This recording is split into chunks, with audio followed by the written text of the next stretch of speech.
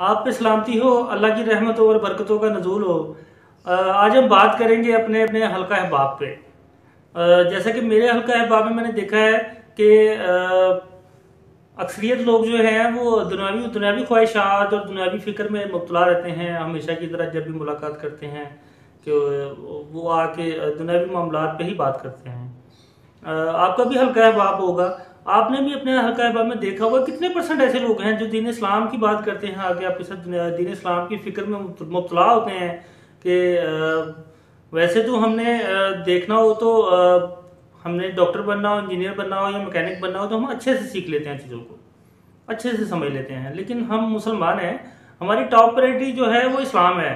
تو کیا کتنے پرسنٹ ایسے لوگ ہیں آپ کی زندگی میں جنہوں نے قرآن پاک کو سمجھا ہو اپنی زبان میں، جس کو آپ پوچھیں کہ اللہ پاک کیا احکامات دے رہے ہیں قرآن کریم میں تو اس کو پتہ ہو، اس کو علم ہو؟